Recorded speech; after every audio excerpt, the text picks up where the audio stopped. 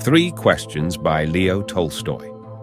It once occurred to a certain king that if he always knew the right time to begin everything, if he knew who were the right people to listen to and whom to avoid, and above all, if he always knew what was the most important thing to do, he would never fail in anything he might undertake.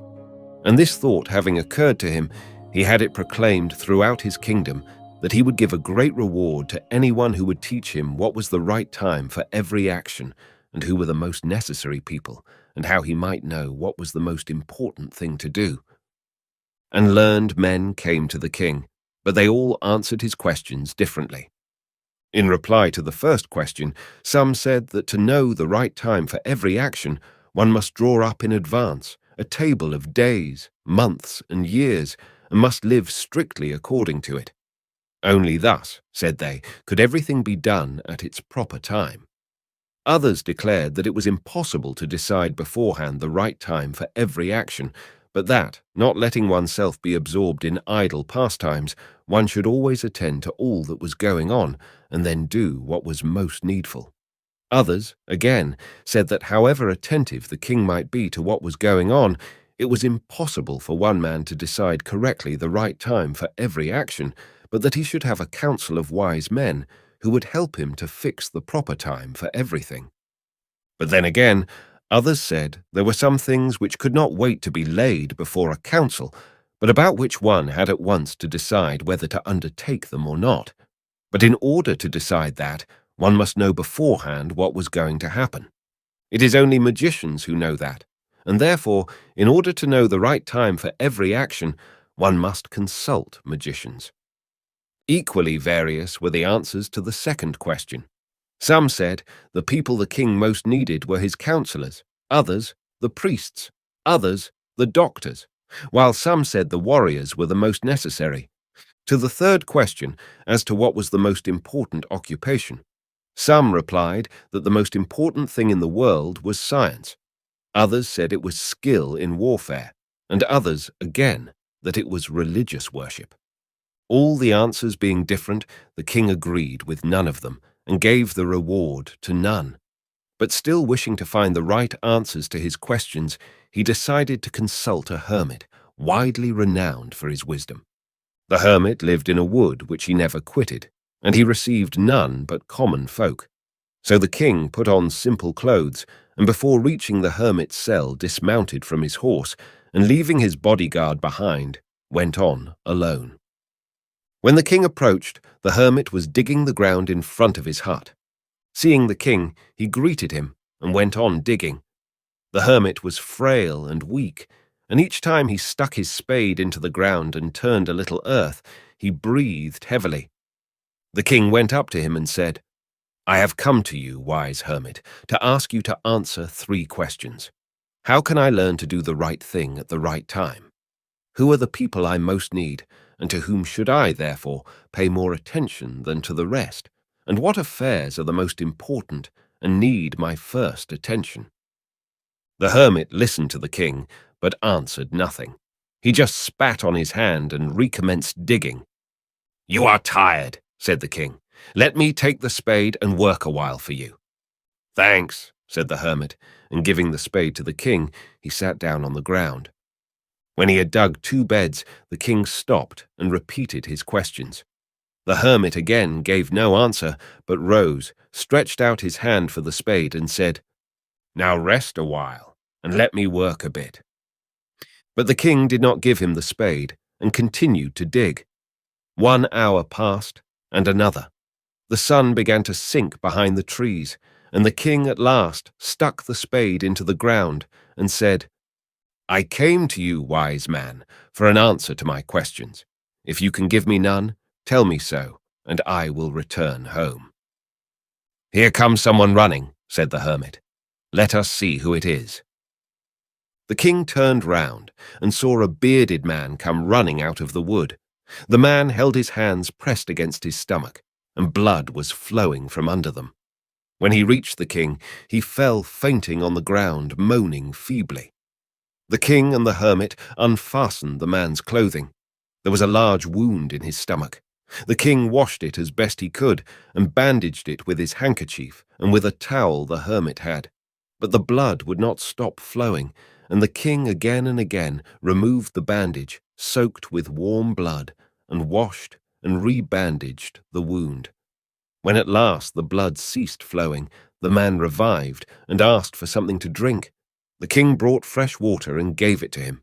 Meanwhile the sun had set, and it had become cool. So the king, with the hermit's help, carried the wounded man into the hut and laid him on the bed.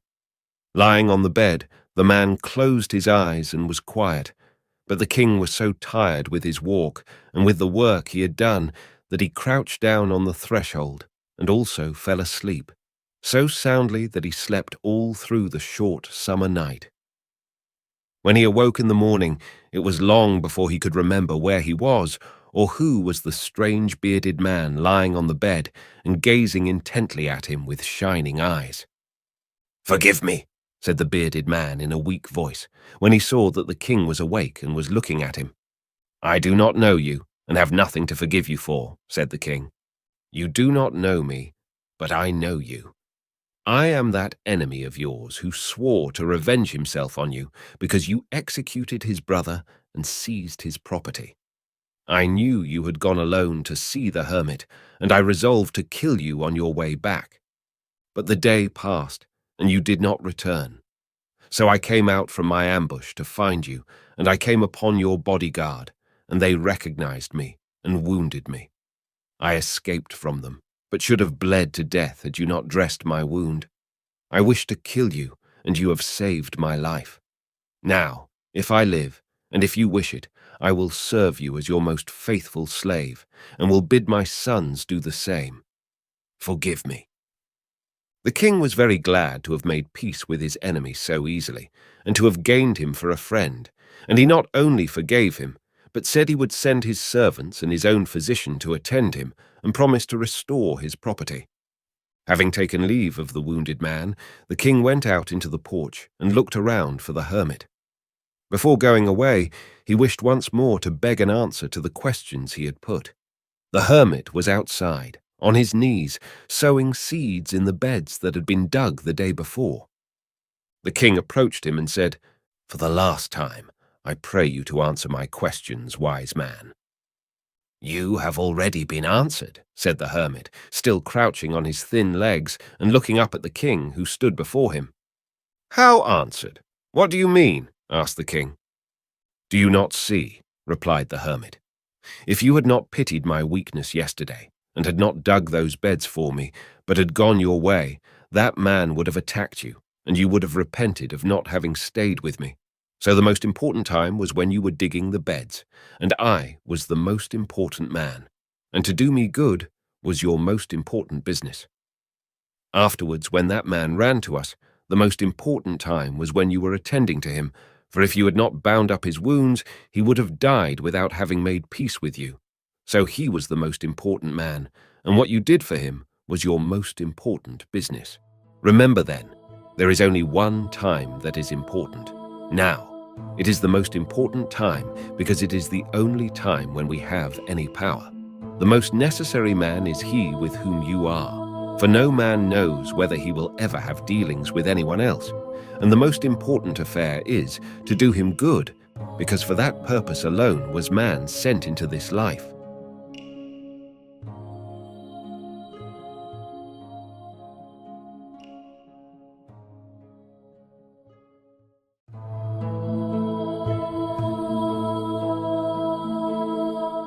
Three Hermits, a short story by Leo Tolstoy, an old legend current in the Volga district. And in praying use not vain repetitions as the Gentiles do, for they think that they shall be heard for their much speaking. Be not therefore like unto them, for your Father knoweth what things ye have need of, before ye ask him. The Gospel of Matthew, verses 7 and 8. A bishop was sailing from Archangel to the Solovtisk monastery, and on the same vessel were a number of pilgrims on their way to visit the shrines at that place. The voyage was a smooth one, the wind favorable, and the weather fair. The pilgrims lay on deck, eating, or sat in groups talking to one another. The bishop, too, came on deck, and as he was pacing up and down, he noticed a group of men standing near the prow and listening to a fisherman who was pointing to the sea and telling them something. The bishop stopped and looked in the direction in which the man was pointing. He could see nothing, however, but the sea glistening in the sunshine. He drew nearer to listen, but when the man saw him, he took off his cap and was silent. The rest of the people also took off their caps and bowed. "Do not let me disturb you, friends," said the bishop. "I came to hear what this good man was saying." "The fisherman was telling us about the hermits," replied one, a tradesman rather bolder than the rest. "What hermits?" asked the bishop, going to the side of the vessel and seating himself on a box. "Tell me about them. I should like to hear. What were you pointing at?" "Why, that little island you can just see over there," answered the man, pointing to a spot ahead and a little to the right. "That is the island where the hermits live for the salvation of their souls." "Where is the island?" asked the bishop. "I see nothing." "There, in the distance, if you will please look along my hand. Do you see that little cloud? Below it, and a bit to the left, there is just a faint streak. That is the island."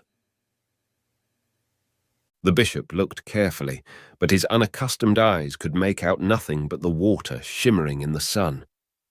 "I cannot see it," he said. "But who are the hermits that live there?" "They are holy men," answered the fisherman. "I had long heard tell of them, but never chanced to see them myself till the year before last." And the fisherman related how once, when he was out fishing, he had been stranded at night upon that island, not knowing where he was. In the morning, as he wandered about the island, he came across an earth hut and met an old man standing near it.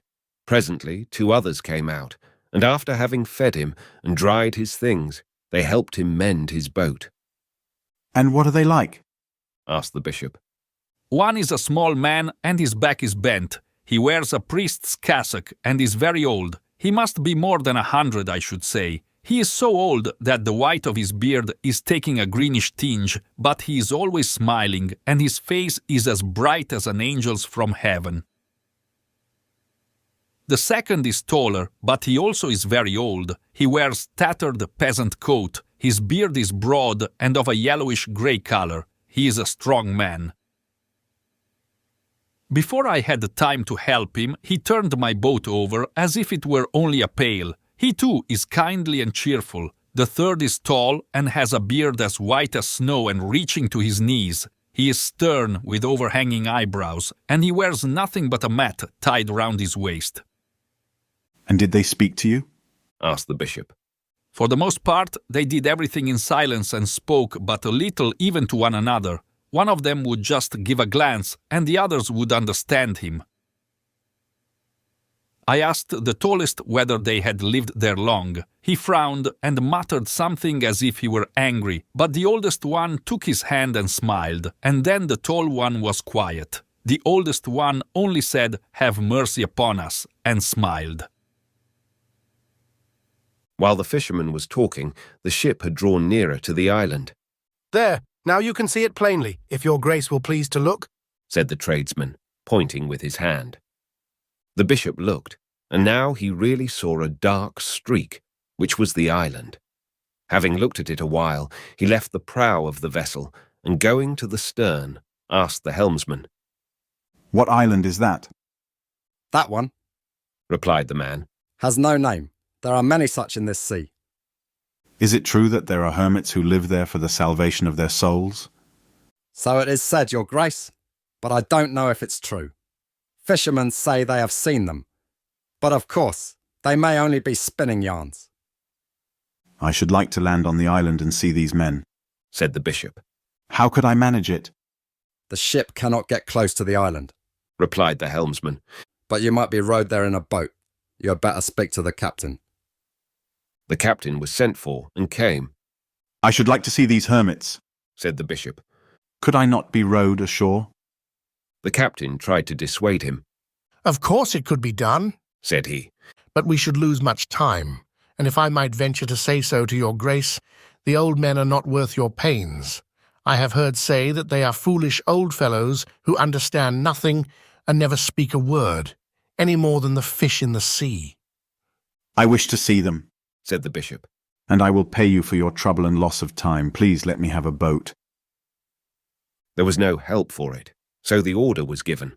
The sailors trimmed the sails, the steersman put up the helm, and the ship's course was set for the island.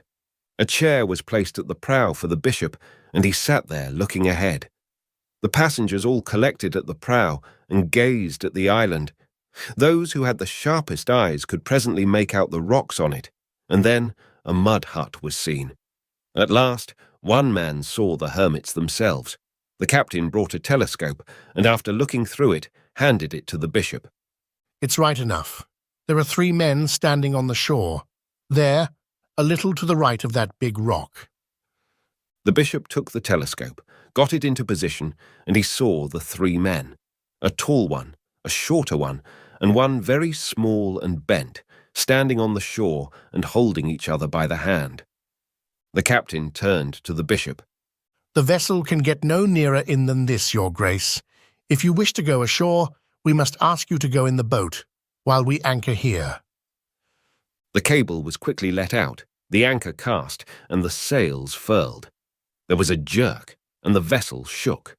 Then a boat having been lowered, the oarsman jumped in, and the bishop descended the ladder and took his seat. The men pulled at their oars, and the boat moved rapidly towards the island. When they came within a stone's throw, they saw 3 old men.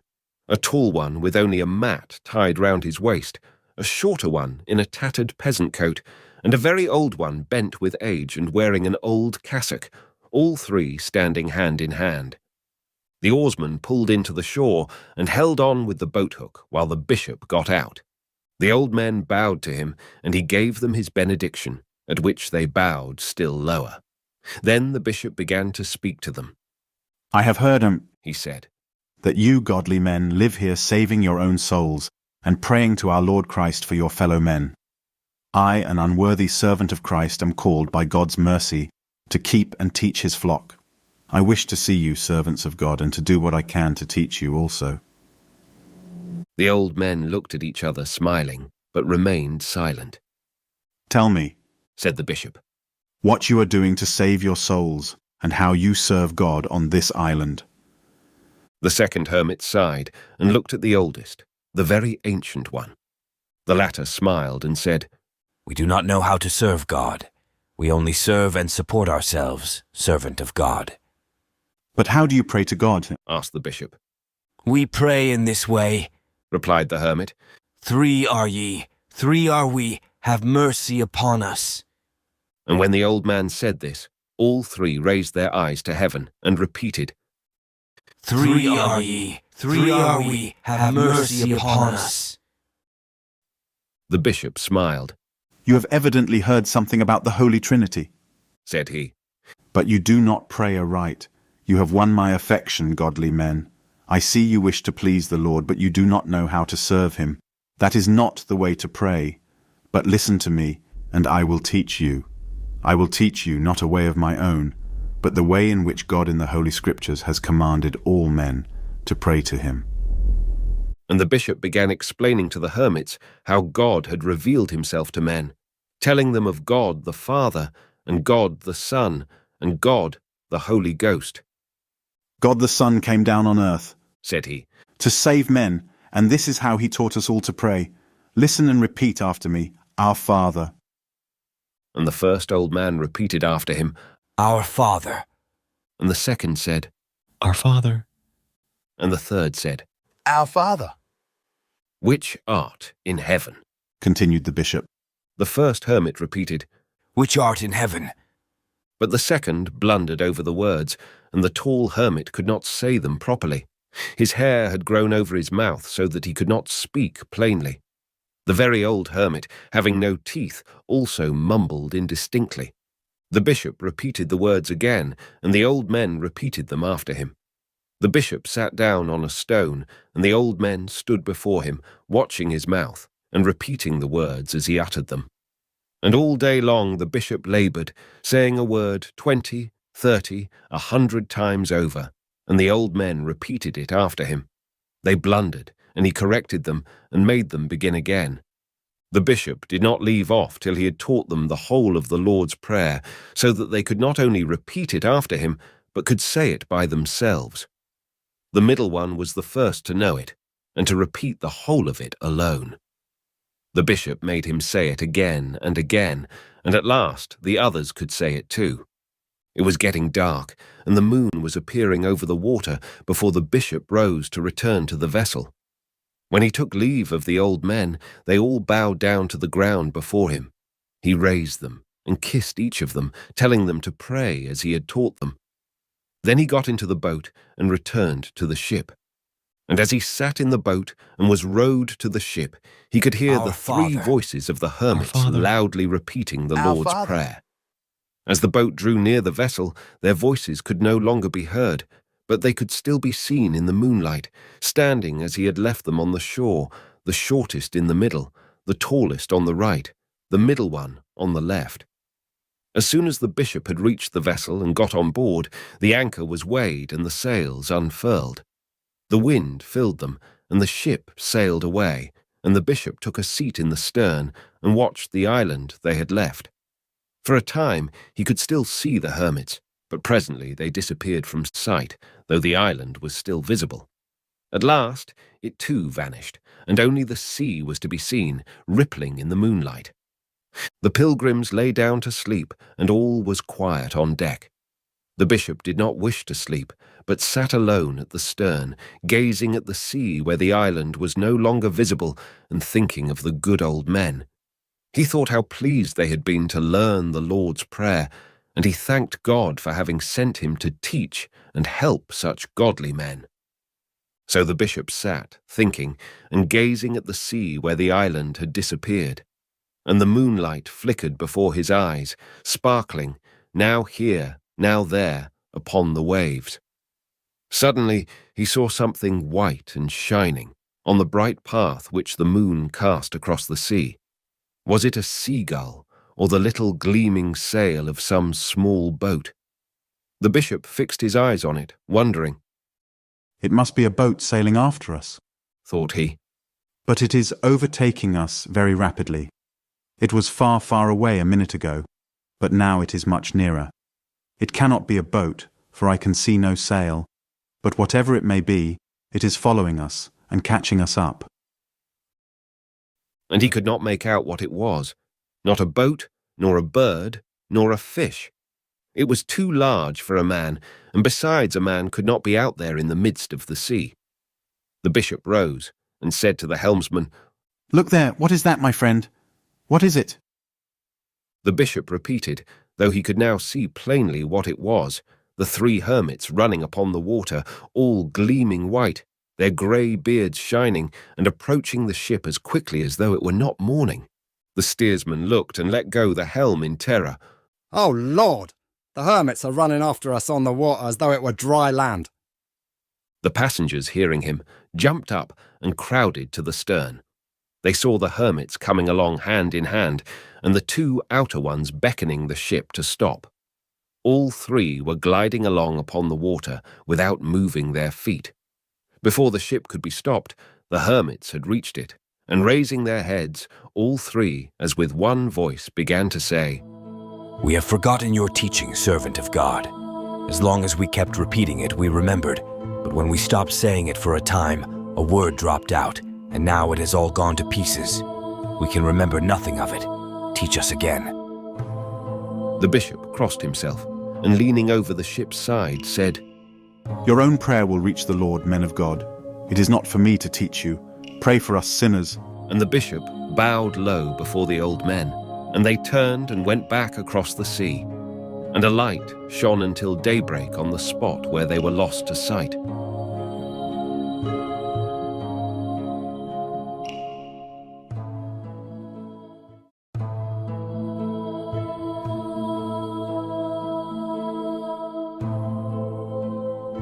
Three Deaths, a short story by Leo Tolstoy. 1. It was autumn. A carriage and a caleche were proceeding at a sharp trot along the high road. In the carriage sat two women. One of them was the mistress, thin and pale, The other was the maid, smug, florid and buxom. Her short, dry tresses peeped forth from under her faded bonnet. Her pretty hand in her torn glove readjusted them from time to time. Her swelling bosom, covered by a rug, was full of the breath of health. Her quick black eyes glanced at one moment out of the window at the scurrying fields, at another stared boldly at her mistress, or glanced uneasily at the comers of the carriage. Before the very nose of the waiting maid, the bonnet of her mistress, attached to the netting of the carriage, rocked to and fro. On her knees lay a lapdog. Her legs were hunched up, the handbox standing on the floor of the carriage, and the drumming of her feet upon it was just audible amidst the creaking of the carriage springs and the clattering of the window glasses. With her hands on her knees and closed eyes, the mistress rocked softly on the pillows piled up behind her and kept on coughing an internal cough, at the same time slightly wrinkling her brows. On her head was a white nightcap, and a blue handkerchief was fastened round her fresh white neck. The straight parting, continuing beneath the nightcap, divided the reddish, extraordinarily flat, well-preserved hair, and there was something dry and death-like in the whiteness of the skin of this broad parting. The withered, somewhat yellowish skin hung somewhat loosely on the delicate and pretty face, and the cheeks and jaws had a pinkish hue. Her lips were dry and restless. Her travelling cloth dress lay in straight folds over her shrunken bosom. Notwithstanding that her eyes were closed, the face of the mistress expressed weariness, irritation, and suffering. The lackey, perched upon the box seat, was dozing. The post-driver, shouting vigorously, whipped up his sturdy, sweating team of 4, glancing around occasionally at the other post-driver behind him in the calèche, who was bawling out just as lustily. The broad, double traces of the rapidly revolving tyres extended evenly along in the chalky mud of the road. The sky was grey and cold. A cold mist enveloped the plain, and the road it was stuffy in the carriage, which smelt of eau de cologne and dust. The sick woman stretched back her head and gradually opened her eyes. Her large eyes were sparkling and of a very pretty dark colour. "There it is again," she said, irritably shoving aside with her pretty wasted hand the corner of the crinoline of her maid, which had barely touched her leg, and her mouth pouted peevishly.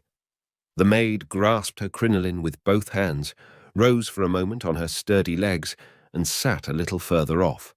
Her fresh face had a bright flush upon it. The beautiful dark eyes of the invalid greedily followed every movement of the maid.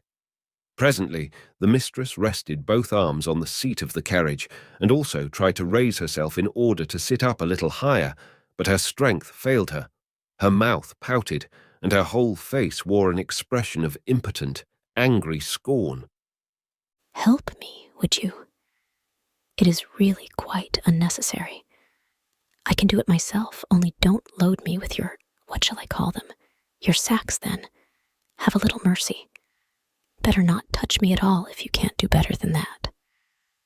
The mistress closed her eyes. Presently she quickly raised her eyelids again and glanced at her maid. The maid, as she returned her gaze, nibbled at her pretty lower lip. A deep sigh arose from the invalid's breast, but the sigh ended in a cough. She turned aside, puckered her brow, and grasped her bosom with both hands. When the cough ceased, she closed her eyes again and continued to sit motionless. The carriage and the calèche entered a village. The maid drew her plump hand from beneath her jacket and crossed herself. "What is it?" asked her mistress. "A posting station, my lady." "Why did you cross yourself?" I ask. "We passed the church, my lady." The invalid turned to the window and began slowly to cross herself, looking with all her big eyes at the large village church, round which the invalid's carriage was just then passing. The carriage and calèche stopped together at the posting station. Out of the calèche stepped the sick woman's husband and the doctor, who came up to the carriage. "How are you now?" asked the doctor, taking her hand and feeling her pulse. "Are you not a little tired, my friend?" inquired her husband in French. "Don't you want to get out?" The maid, looking after her wraps, squeezed herself into a corner, so as to be as much out of the way of the conversation as possible. Pretty much the same as before, but it doesn't matter. Replied the invalid. I won't get out. The husband, after pausing a short time, went into the post station. The maid, skipping out of the carriage, tripped lightly on the tips of her toes over the mud into the open door. My feeling bad is no reason why you should not have your breakfast, said the invalid, smiling slightly at the doctor who was standing at the carriage window. Not one of them mind me, added she, as soon as the doctor had, with noiseless step, quitted her and darted up the steps of the post station like a lynx. They are well, so it is all one to them. Oh my God. I tell you what, Edward Ivanovich, said the husband, encountering the doctor and pressing his arms with a merry smile. I have ordered them to bring us a drink. What do you say to that? Oh, that's all right, replied the doctor. And what about her? Asked the husband with a sigh, lowering his voice and raising his brows. I say that she cannot go as far as Italy. Please God she may reach Moscow, especially this weather. My God, what's to be done then? And the husband put his hand over his eyes. Here, he added, addressing the man who was bringing the drink. The idea must be given up, answered the doctor, shrugging his shoulders. But tell me what I am to do, insisted the husband. You know I have done everything to prevent her. I spoke about my means and about the children whom we should have to leave behind, and about my affairs, and she would listen to nothing. She makes her plans for living abroad just as if she were quite well, and to tell her of her real condition, well, you might just as well kill her outright. She's as good as dead already. You ought to know that, Vasily Dmitrievich. A person can't live when he has no lungs, and lungs can't grow again. It is melancholy, miserable. But what's to be done? All that you and I can now do is to take care that the rest of the road is as easy as possible. This is now a case for a priest.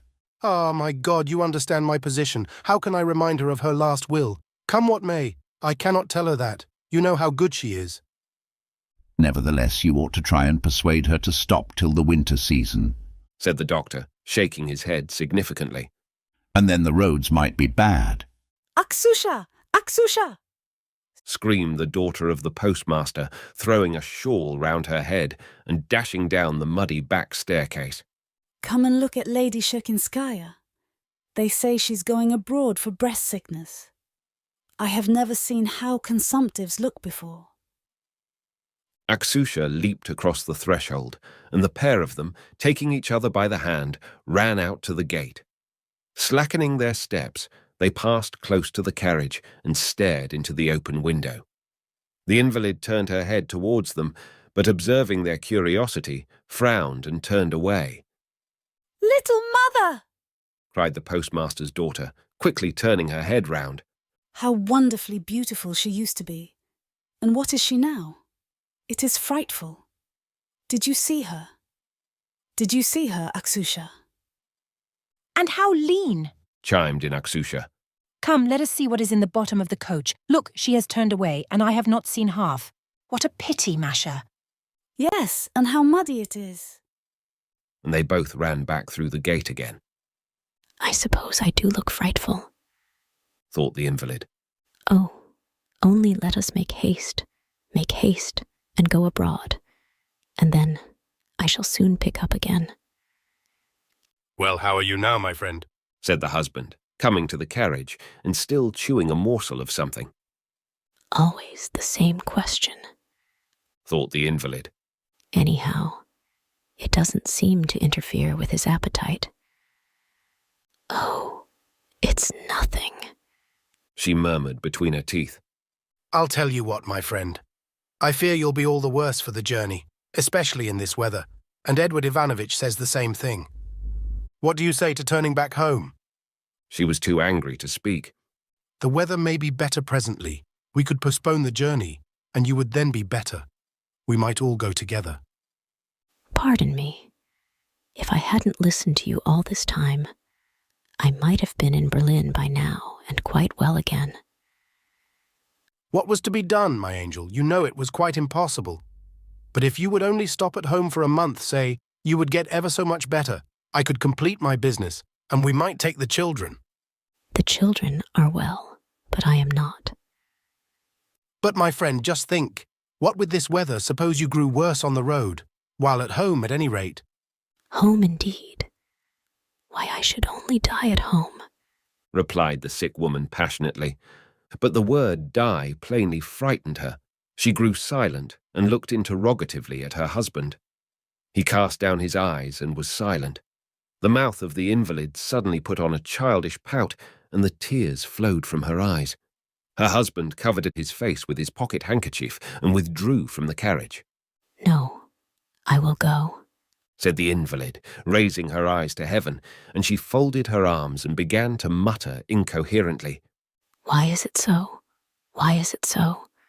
My God, she said, and the tears flowed still more violently. She prayed long and fervently, but her bosom remained just as sick and sore. In the sky, in the fields, on the road, everything remained just as grey and dull, and that autumn mist, neither denser nor thinner, lay just as before over the mud of the road, and over the roofs of the cottages, and over the carriages and the sheepskins of the post-drivers, who, conversing together with strong and merry voices, were oiling the wheels of the vehicles and putting fresh horses to.